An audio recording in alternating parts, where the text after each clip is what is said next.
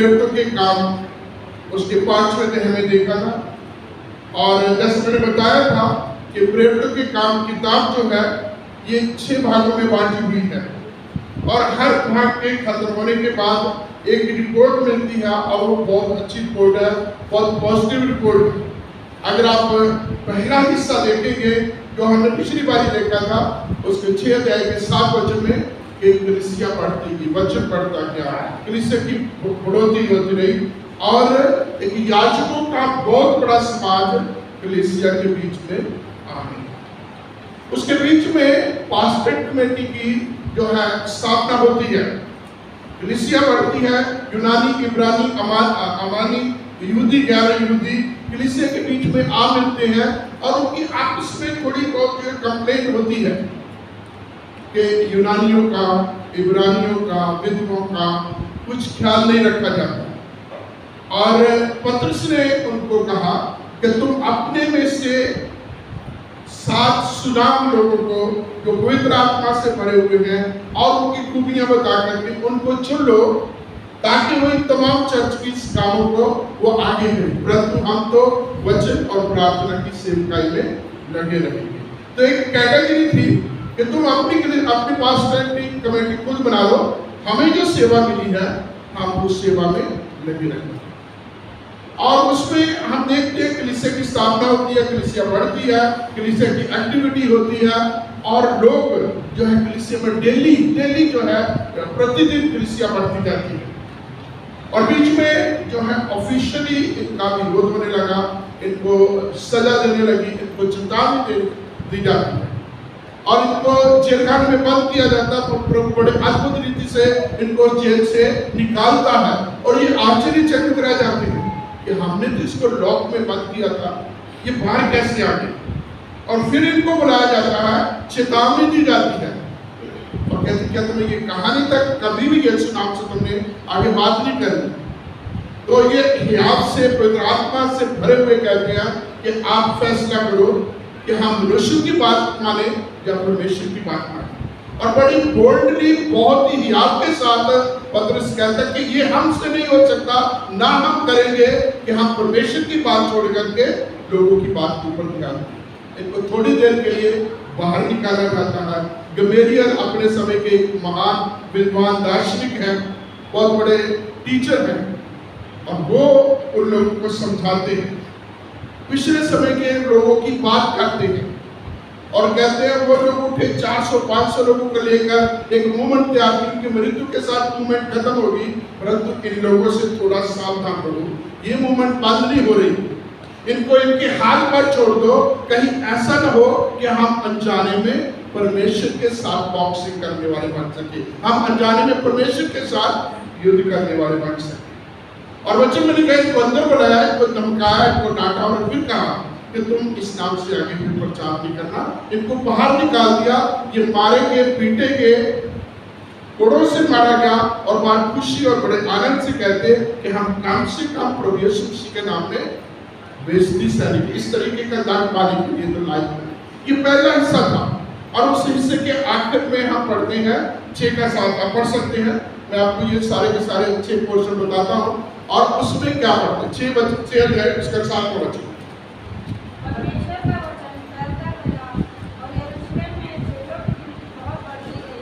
क्या है? परमेश्वर का वचन और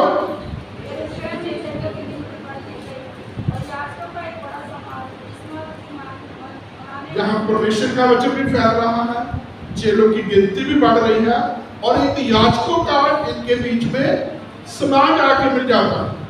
और इसके आगे हम देखते हैं, आगे ये जो लोग हैं इनका विरोध करते हैं, आधिकारिक तौर पर यहूदियों के वक्त रोमियों के द्वारा इनका विरोध होता है और प्रभु यीशु मसीह के जो भाई थे उसका सबसे पहले कत्ल होता, नाम क्या था? याकूब, पहला कत्ल होता है। और वचन में लिखा है, सब सही बोला, याकूब थे और ये जो है सौल जो है बाद में पौल बना, वो उसका गवाह था। और अब जो है पौलुस ने, जो सौल थे उस समय, बड़े जोश के वचन में लिखा, 8 अध्याय पढ़ेंगे, 8 अध्याय पहला वचन,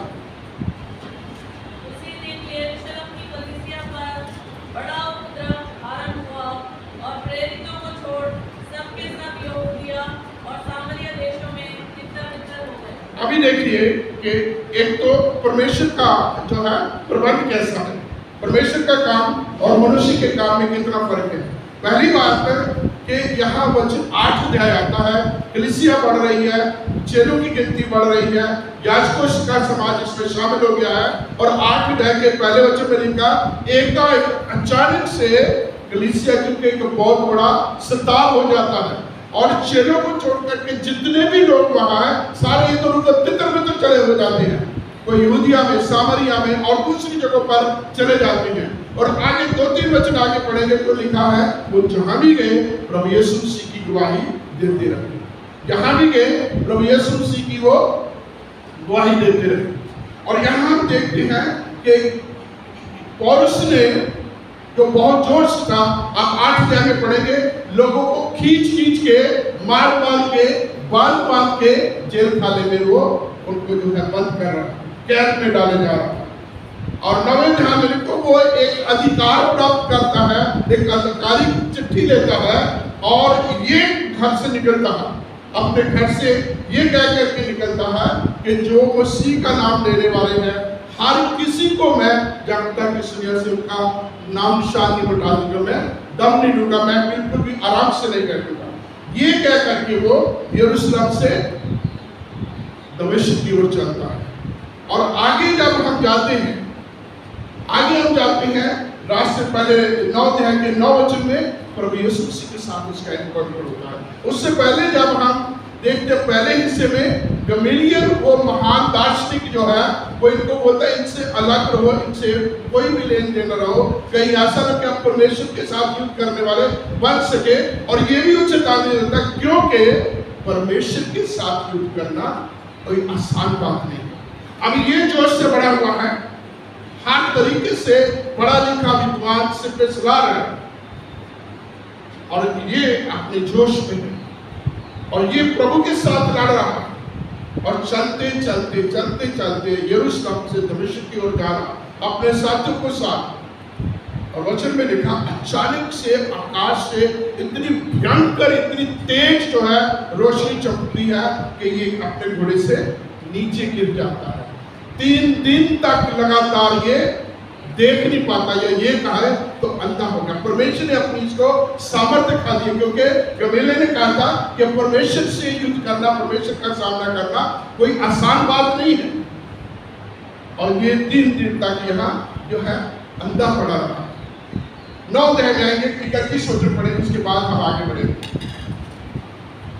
इस प्रकार सारे यहूदिया और गलील और सामरिया में कलीसिया को चैन मिला और उसकी उन्नति होती गई और वह प्रभु के भय, पवित्र आत्मा की शांति में चलती और बढ़ती गई। यहाँ कलीसिया को शांति मिली है, वो बढ़ रही है और वर्षित कर रही है।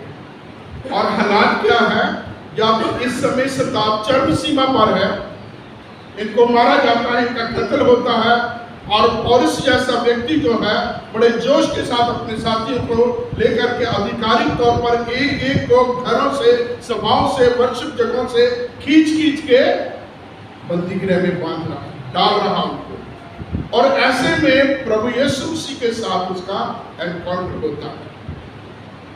9 अध्याय 9वें 1 वचन से 9 वचन तक हम देखते हैं वो जाता है और यहाँ प्रभु ने अपनी सामर्थ्य उसकी जिंदगी में प्रकट की है। जो बड़े घमंड से था, बड़ी जो है इस तरीके से चल रहा था, अब वो परमेश्वर ने अंधा करके उसे बैठा दिया। प्रभु उसे कहता सौल सौल तू मुझे क्यों सताता है? और प्रभु से पूछता तू कौन है? एक बड़ी उनके साथ जो है गर्मजोशी के साथ एनकाउंटर होता, बातचीत होती, बहस होती है। और उसके बाद प्रभु से निर्देश देता है और उसके बाद आगे हम पढ़ते हैं 10 वचन से आगे हम पढ़ेंगे तो प्रभु एक व्यक्ति का नाम आता है अनन्या, उससे बात करता है। कहता है उस गली में जा जो सीधी है, उस गली में जा जो सीधी है, यहूदा का घर है, वहां सौल नाम का एक व्यक्ति है, वो प्रार्थना कर रहा है। उसके ऊपर प्रार्थना करके वो अंधा है, वो देख नहीं पा रहा, तो वो देखने शुरू करे। और उधर जो है सौल जो प्रार्थना कर रहा है उसको प्रभु ने दर्शन दिया कि एक हनन्याह नाम का व्यक्ति उसके पास आ रहा, उसके ऊपर हाथ रख रहा, उसके लिए प्रार्थना कर रहा। तो पहली बात इस जगह पर मैं बताना चाहता हूँ, जब प्रभु किसी को बुलाते हैं, जब कभी प्रभु अपनी योजना किसी को बताते हैं, तो वो एक तरफा नहीं होती, वो दोनों तरफा होती है। प्रभु जब किसी को बुलाते हैं तो वो एक तरफा, वो दोनों तरफा होती है। आप उत्पत्ति की किताब में, निर्गमन की किताब में जाएंगे तो वहां प्रभु मूसा को चुनते हैं और मूसा कई प्रकार के एक्सक्यूज देते हैं, कई तरीके की अपनी बातों को रखते हैं प्रभु के सामने। मेरी बोलने में अच्छी तरीका नहीं है, मेरे से कोई पूछेंगे मेरे पास क्या अधिकार होगा, तरह तरह की बातें करते हैं। जब बोलते मैं बोलने में बंदा हूँ, तो परमेश्वर हारून को तैयार करता है। इधर परमेश्वर मूसा को बताता है, उधर परमेश्वर हारून से बात करता है। दोनों अपनी अपनी जगह से निकलते हैं, एक दूसरे को मिलने के बाद वही कहते हैं कि परमेश्वर ने मुझे इस कार्य के लिए तेरे पास भेजा है, और उनकी बात टैली करती है। यहाँ भी हम देखते हैं कि पहले परमेश्वर ने सौल को भेजा, वो जगह पर जाता है यहूदा के घर में जो सीधी गली में है, और वहां वो प्रार्थना कर, ये दर्शन देख रहा है सौल। और उधर जब हनन्याह को बोला जाता है, हनन्याह तो मान जाता है, लेकिन कहता है प्रभु तू जानता है ये बंदा कौन है, प्रभु तू जानता है इसने तेरे लोगों से कितने बड़े, किस तरीके से अत्याचार किया। तो प्रभु कहते हैं हम जानता, परंतु तू जा। इस समय वो प्रार्थना कर रहा। दूसरी बात यहाँ निकल के आती है, जब वो सौल को प्रभु चुनता है तो प्रभु ऐसे किसी भी आदमी को नहीं चुनता जो निकम्मा है, जो निठल्ला है, जो बेकार है, जो काम नहीं करता। पौलुस इस जगह पर जब उसका चुनाव होता है, पहले के तो अपने मिशन पर था, और मिशन के बाद इस समय वो यहूदा के घर में प्रार्थना कर रहा है। क्या कर रहा है? वो प्रार्थना में लगा हुआ है। और बहुत बार हमारे समाज में, हमारी कलीसियों में, जब कोई सब फील्ड में फेल हो जाता है, कहीं नौकरी नहीं मिलती, कहीं काम नहीं चलता, तो पेरेंट्स या वो व्यक्ति कहते चलो मैं सेवा शुरू करता हूँ। हमारे पंजाब में ऐसा बहुत होता है, जो हर फील्ड में असफल हो जाता है, और फिर एक दिन आता है, थैला लेता, बाइक पकड़ता है, और फिर वो हालेलुया आमीन, फिर वो बहुत बड़ा पास्टर बन जाता है। और एक समय आता है बहुत सारी कमियों के बाद जो है वही पास्टर जो बड़े जोश के साथ प्रभु की सेवा के लिए निकला है, आगे बहुत सारी बातें, उसके बारे में बहुत सारी बातें गड़बड़ की हो जाती है। तो प्रभु किसी भी निकम्मे व्यक्ति को नहीं चुनता। प्रभु किसी भी उस व्यक्ति को जो कामचोर है, जो इसी वे से जाना चाहता है, उसको नहीं चुनता। आप देखो प्रभु यीशु मसीह ने जब चेलों को चुना, चेले काम कर रहे थे। पतरस और अंद्रयास को, दो भाई हैं, वो मछली पकड़ने वाले थे। यूहन्ना और याकूब अपने पिता के साथ अपनी मछलियों के जालों को सुधार रहे थे।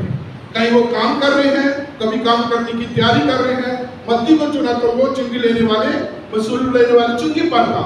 और ऐसे जिस चीज को प्रभु ने चुना, वो अपने समय, उस समय कुछ ना कुछ, किसी न किसी प्रकार के काम में था।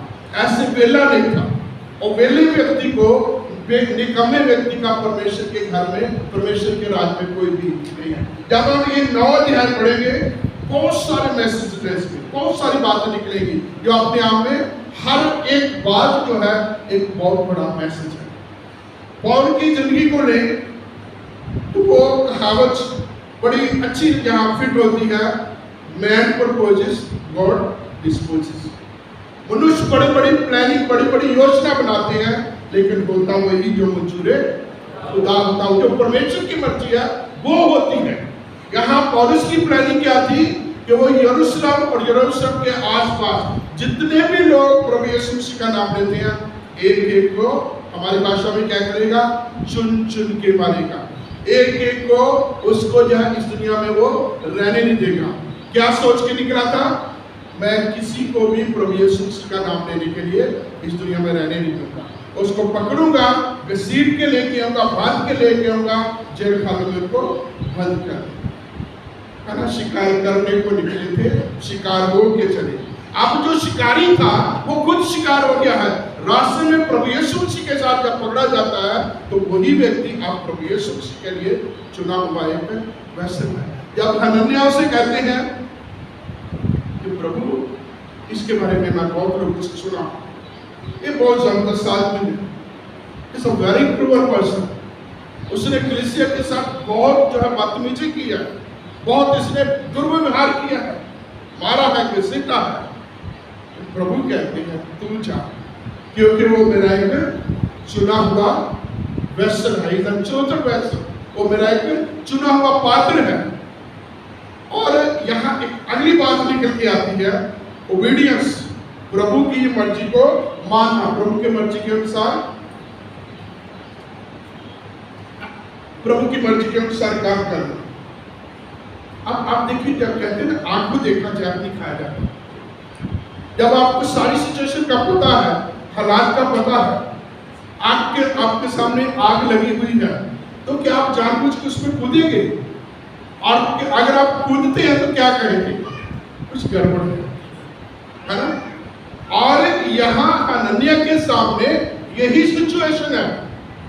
और ऐसे समय में मेरे अजीजों, आप बहुत बहुत जो है मुश्किल होती है कि हम वो फैसला लें। अगर आज की दुनिया में जिसको हम अमेजिकल और ये मूवमेंट देखते हैं, तो आज की दुनिया में बनी हुई है, तो हम कई तरीके की बातें कहेंगे। Let me talk to my parents, let me pray, let me think, मुझे थोड़ा समय दिया जाए। हम इस तरीके की बातें करते हैं। लेकिन हनन्याह कहता है, प्रभु आप जानते हैं तेरी कलीसिया को कितना उसने किया है, कितना वो जबरदस्त आदमी है। तो प्रभु ने एक ही बात कही, नहीं तू जा, क्योंकि वो मेरा चुना हुआ पात्र है, वो मेरे लिए दुख उठाएगा, वो मेरे लिए याजकों के सामने, अधिकारियों के सामने, इसराइलियों के सामने, तमाम अन्य जातियों के बीच में मेरा एक चुना हुआ पात्र है, और मैं उसे समझाऊंगा, मैं उसको गाइड करूं। But you go and pray. कितनी बड़ी बात है। और यहाँ जो है हनन्याह चला जाता है एक तरीके से अपने आप को शेर के हाथ में देने के लिए। वो व्यक्ति जो लोगों को बांध के घसीट के मार रहा है, उसके पास जाता है, हाँ और सौल साहब मैं आ गया हूँ, काट दो मेरी गर्दन को, है ना? यही है ना। मेरे साथ 95 में एक घटना घटी, और एक लेडी ने, मैं उस समय यमुनानगर हरियाणा में था, एक लेडी ने मेरे ऊपर केस किया, कंप्लेंट की मेरी कि एक टेररिस्ट है और इसका टेररिस्ट पाकिस्तान के साथ जो है संबंध है, और ये बहुत कुछ ऐसे करता है टेररिस्ट एक्टिविटीज में। और मेरी लगभग 15 दिन इंक्वायरी हुई। उस समय परमेश्वर का धन्यवाद देता हूँ कि यमुनानगर की कलीसिया ने पूरा साथ दिया। मैं रात को 3-4 दिन अपने घर नहीं रुकता था, कभी दूसरे घर, लेकिन वो किसी को पता नहीं चलना देता कि आज रात में किस घर में रुकूंगा। कुछ लोगों ने बहुत साथ दिया। तो जब मैटर सेटल हो गया, जब एसपी ने क्लीन चिट मुझे दे दी है, तो मेरे साथ 2 लोग थे, वो मुझे कहते तेरे बहुत बड़े फ्रेंड को आज हमने परखना है। ठीक है, मैं उसको बहुत प्यार करता था, बहुत विजिट करता था, बहुत मानता था। मैं कृष्ण हॉस्पिटल जगाधरी हम गए, कहते तू चुप रहेगा। और जाने से पहले उन्होंने मुझे कहा कि हम अंदर जा रहे हैं, तू 2 मिनट बाद आना। ऐसा हुआ, मैं अंदर गया, वो चले गए। उसके बाद उन्होंने, मैं 2 मिनट के बाद बाहर गया, तब लेट गया, तो मैं देखा कि वो बंदा सिगरेट पे सिगरेट पिए जा रहा, बड़ा टेंशन में है। और मैंने ऐसे पूछा, उन्होंने मुझे इशारा किया चुप रहे। तो उन्होंने पंजाबी में बोला कि मेरे को पाजी मुझे अपनी वाइफ के पास जाके बात करने दो। वो गया, वापस आया, और उसने आके मना कर दिया। क्या कहा था, मेरी वाइफ को भी उसने आके कहा कि पंजाबी में बोला था कि पाजी साहब तो बहुत बुरी तरह से फंस गए। और मेरी वाइफ भी बहुत परेशान थी उन दिनों में। टेररिज्म उस समय बहुत सिर्फ बल्कि बहुत ज़्यादा, वो तो हमारे बिशप संतराम भी बड़े जो है चिंतित थे, क्योंकि टाड़ा लगा था संजय दास उन दिनों में फंसे हुए थे। तो उन्होंने हमारे यमुनानगर में मैसेज भेजा कि अगर आप जा सकते हो तो देख लो, नहीं तो मुझे बताओ। तो कलीसिया के लोगों ने कहा जब तक हम हैं हम ट्राई करेंगे, जब हमारे बस से बाहर निकल जाएगा तो बिशप साहब हम आपको बता देंगे। तो वो मेरी वाइफ को आया ऐसे बोलता था, बहन जी पाजी बुरी तरह फंस गई। और मेरी वाइफ भी परेशान रहती थी। वहाँ गए तो जब उनसे उन्होंने वही उसी की लैंग्वेज बोली, पाजी साहब फंसे हुए, 2 लोगों की गारंटी है, उन्होंने तेरे पास भेजा है, कि एक जो है आप किसी और का, दूसरी डॉक्टर गिडियन देंगे, भाई साहब गिडियन के गए, डॉक्टर गिडियन के गए हैं, आप जो है गवाही दो। बंदा सिगरेट पे सिगरेट पिए जा रहा है, परेशान हो रहा है, और घर से वाइफ के साथ बात करके आता, कहते नहीं मैं नहीं करूँगा। ऐसी बात की उन्होंने, बाद में वो पेपर निकाला, उससे दिखाया। वो बंदा मेरे साथ जो 3 महीने तक मेरे सामने नहीं खड़ा हो सकता। कहने का मतलब, जब ऐसा कोई रिस्की जगह होती है, हम बहुत, मेरे को माँ बाप के, वाइफ के, बच्चों के ये काम करने दो, वो काम, बड़े टेंशन होते हैं, और फाइनली हम रिफ्यूज कर देते हैं। यहाँ हम इसका ही आप देखते हैं कितना प्रभु के प्रति जो है आज्ञाकारी था, इतने अपनी जान को जोखिम में डाल करके सौल को मिलने जाने के लिए इसने किया। और जैसे प्रभु ने इसको गाइड किया, सीधी गली में जाना, यहूदा के घर में जाना, सौल के बारे में पूछना, तो वहां प्रार्थना करना। तो जैसे सौल राजा को सैमुअल ने बोला था, obedience is better than sacrifice, आज्ञा का पालन करना बलिदान चढ़ाने से उत्तम है। वही चीज यहां लागू होती है। हनन्याह जाता है और उसके ऊपर प्रार्थना। अभी देखिए, ये जो सौल है, 3 दिन से ना तो इसने कुछ खाया है, ना कुछ देखा। अब देखिए, जो बंदा अधिकार से है, सामर्थ से बड़ा हुआ, जिसके पास सब कुछ है, इन दिनों में लाचार है, इन्होंने क्या सोच रहा होगा? ये एक अलग चीज है। संसारिक तौर पर, इंसानी तौर पर देखें तो क्या सोच रहा होगा? एक बंदा है जिसके पास सब कुछ है, धन दौलत है, पैसा है, रुतबा है, और वो ऐसी गरीब स्थिति में आ जाए, दयनीय स्थिति में आ जाए, तो बड़ी दिक्कत होती है। और जो आत्मिक पहलू परमेश्वर ने 3 दिनों में इससे बात की, सारी जो है अपनी विधि विधान सिखाया, प्रभु यीशु के बारे में बताया। हनन्याह जाता है, हनन्याह जाते ही इसके कंधे पर हाथ रखता है, भाई पौल, भाई सौल।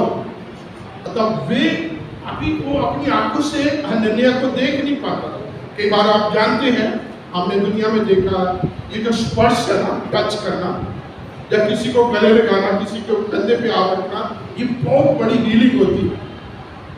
एक बार की बात है, मैं गुड़गांव में था, और मैं और मेरे पास राजमर्च, हम एक हॉस्पिटल में गए। एक महिला थी जो बीमार थी, तो पाजी साहब ने, हम गए दोनों, पाजी साहब ने उसके माथे पर हाथ रखे, उसे बोला, हाउ आर यू? अभी तक वो बड़ी ऐसी थी, आंखें बंद की हुई थी, उसकी आंखें खुल गई, आंखों से आंसू आने लगे। और जब वो ठीक होकर अपने घर में गई, तो उसने मेरे से बात की कि जब आप दोनों आए, पादरी राजमर्च ने जैसे मेरे सिर पर, मेरे माथे पर हाथ रखा, मुझे ऐसे लगा पता नहीं कौन आ गया मेरे पास। इतनी तसल्ली, इतनी खुशी, इतना अपने आप में एक वो फीलिंग आई कि मुझे ऐसा लगा मैं ठीक हो गई। तो बहुत बार एक जो ऐसा स्पर्श, एक ऐसी जो है ना, गले लगाना, किसी को ऐसा इस तरीके से हैंड, किसी के साथ हाथ मिलाना, किसी के कंधे पर हाथ रखना, एक बहुत बड़ी तसल्ली, बहुत बड़ी शांति होती है। और उसको कैसा लगा? और उसने चेहरा तो नहीं देखा हनन्याह का, लेकिन उसने शब्द सुना, भाई पौल। कौन कह रहा है? वो जिसको मारने के लिए वो घर से निकला है, जिससे सताने के लिए वो जो है अधिकार प्राप्त किया है, वो उसके कंधे पे आ करके उसे भाई पौल कह रहा था। और दूसरा क्या कहता है? भाई सौल, परमेश्वर तुझे चंगा कर रहा है, इस ताकि तू चंगा हो जाए और पवित्र आत्मा का सामर्थ को पाए। वचन में लिखा, नेक्स्ट मोमेंट उसकी आंखों के छिलके खिल गए, वो देखने लगा, और देखने लगा। ठीक होने के बाद उसने बपतिस्मा लिया, तब उसने भोजन किया, और परमेश्वर का वचन कहता है वो सामर्थ से भरता है। आगे हम देखते हैं, वो कुछ समय यहाँ रहता है दमिश्क में, कुछ समय, कुछ दिन दमिश्क के विश्वासियों के साथ रहता है। और आप देखिए इस समय कैसी बातें होती होगी। बताता होगा, मैंने तुम्हें मारने के लिए आया था, मैं तुम्हें पकड़ने के लिए आया था। इस समय उनकी आपस में बात हो रही, 7 के दिन के आसपास था। उसके बाद में ये सिनागोग में गया, आराधनालय में गया, और तुरंत जाके वहां प्रभु यीशु मसीह की गवाही दे दी। पहली बात तो वो एक विद्वान था, एक बहुत बड़े विद्वान का चेला था और उसके पास सब परमेश्वर ने 3 दिनों में इसे बहुत कुछ सिखाया था।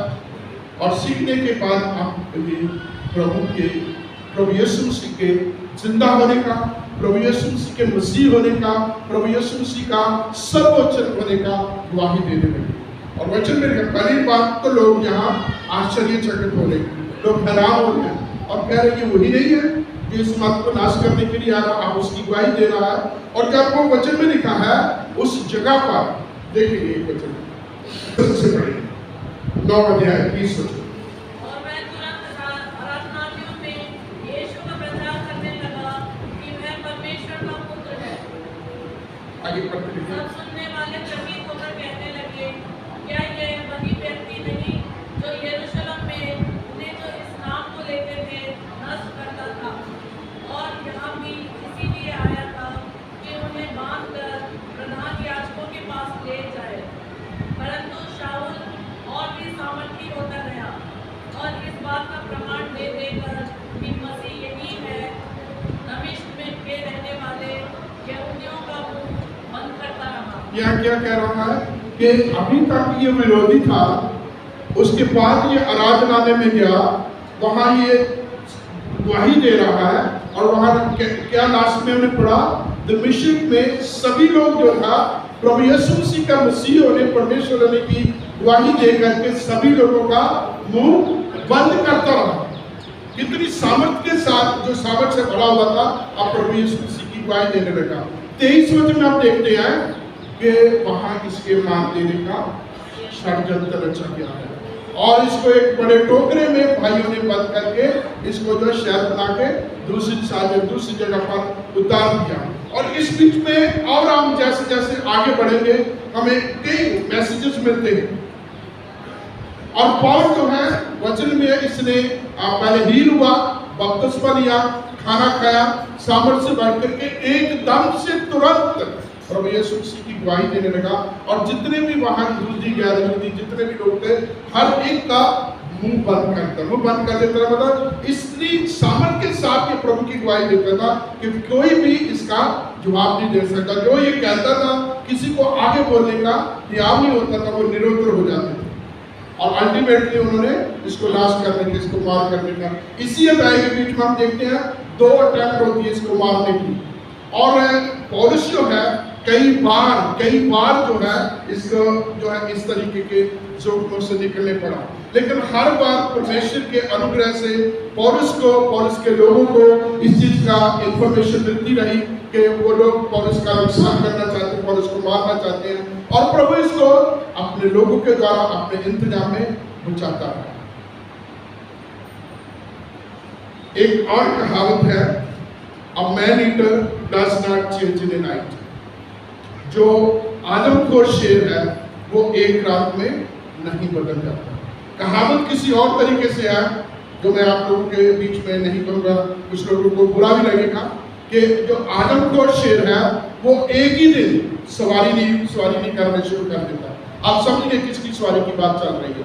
तो कहने का मतलब कि जो man eater does not change in A night, एक कहावत है, दुनिया सोचती है कि एक दिन एक रात में इतना बड़ा परिवर्तन नहीं हो, लेकिन प्रभु के लिए कोई काम मुश्किल नहीं। प्रभु ने एक रात में, एक पल में इसको चेंज करके रख दिया और इसका जीवन बदल दिया।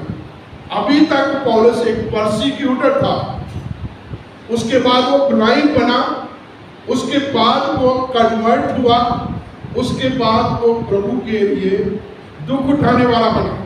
और लास्ट में जब हम देखते हैं पौलुस के बारे में, तो वो अपोस्टल पौल बन गया। क्या कहता है हर जगह, हर पत्री में, परमेश्वर का दास है पौलुस। क्या नाम आता पौलुस का? प्रेरित पौलुस, जो प्रभु के लोगों को, प्रभु की कलीसिया को नाश करने वाला था, अभी वो प्रभु का प्रेरित बन गया। ये प्रभु की सामर्थ्य है, ये प्रभु की शक्ति है कि वो overnight, within no time he is able to change any person।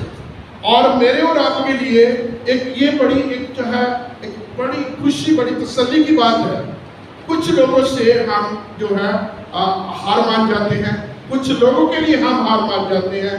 हम सोचते कि नहीं, उसका बदलना मुश्किल है, उसकी जिंदगी आप ऐसे जाएगी। लेकिन यदि पौलुस जैसा बंदा, शाऊल जैसा बंदा प्रभु के काम में आ सकता, तो मेरा और आपका कोई भी दोस्त, कोई भी रिश्तेदार जो बिगड़ा हुआ है, जो लाइन से उतरा हुआ है, जो किसी भी तरीके से निराशा वाली आवाज में है, प्रभु उसको भी चेंज कर सकता। करना क्या है? मैंने और आपने पहले कलीसिया की तरह प्रार्थना में लगे रहना, उनके लिए प्रार्थना करनी है। प्रभु किसी को भी किसी भी समय परिवर्तित करके अपने कामों के लिए इस्तेमाल कर सकता है। अभी